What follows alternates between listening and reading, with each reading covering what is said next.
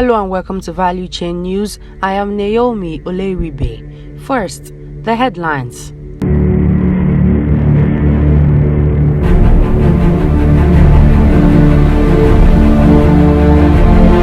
Nigerian Content Fund hits $500 million plus. Shell and partners to reopen oil and gas wells in Niger Delta. Duke Oil, Oando again deny involvement in bad petrol saga. And now, the news in detail. The Nigerian Content Intervention (NCI) Fund has exceeded $500 million, the Executive Secretary of the Nigerian Content Development and Monitoring Board (NCDMB), Engineer Simbi Wabote, has disclosed. Wabote, who was speaking recently at the Sub-Saharan African International Petroleum Conference (SIPEC), organized in Lagos by the Petroleum Technology Association of Nigeria (PETAN), said the NCI Fund, which is extended as low-cost credit to qualified oil and gas companies, covers asset acquisition, project financing, manufacturing, working capital, loan refinancing, women in oil and gas, and research and development. The NCI Fund is a component of the Nigerian Content Development Fund (NCDF), which is accumulated through 1% deductions from contracts awarded in the upstream sector of the oil and gas industry.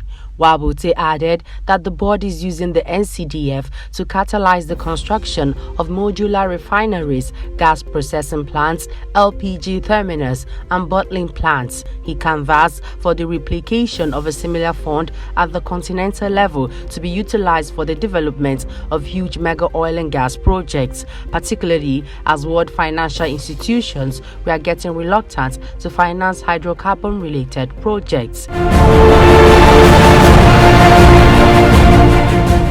Shell Production Development Company and joint venture partners have reviewed plan to reopen some of its oil and gas wells in the Niger Delta as a way of enhancing its portfolio of assets in Nigeria. Shell said its investments in large gas projects will be selective and will be executed in the Gulf of Guinea, as well as rejuvenation of the SPDC JV's onshore oil and gas production in the Niger Delta. Shell companies in Nigeria are working with the federal government of Nigeria to build a network of gas plants and pipelines to help bring power to the country's growing industrial sector and commercial sectors, the company said in a statement. We are working with the federal government of Nigeria to build a network of gas plants and pipelines to help bring power to the country's growing industrial and commercial sectors, the company reviewed. A subsidiary of NNPC, Duke Oil and Oando PLC have again denied involvement in the importation of adulterated fuel into the country. The House of Reps said last week that it would investigate the circumstances surrounding the importation of toxic fuel into the country. Lawa Shade, managing director Duke Oil, told the committee that the products imported by his company were certified OK both at the port of loading and the port of discharge by relevant authorities.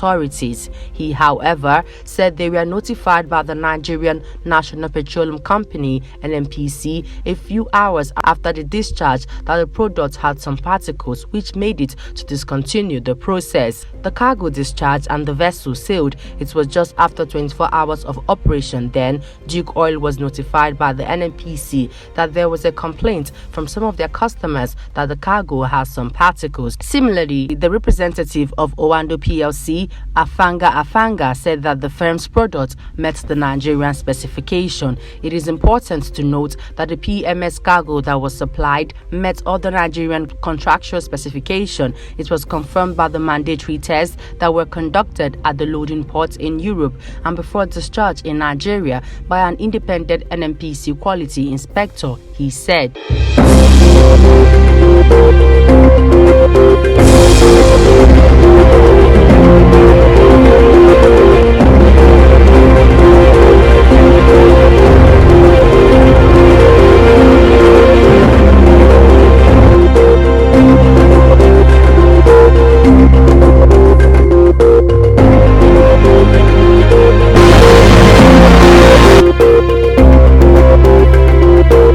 Libya's National Oil Corporation (NOC) said on Thursday that bad weather conditions are disrupting the country's oil exports. A statement published on the company's website said. The statement added that the country's production of crude might decrease if this condition lasted for more than 3 days.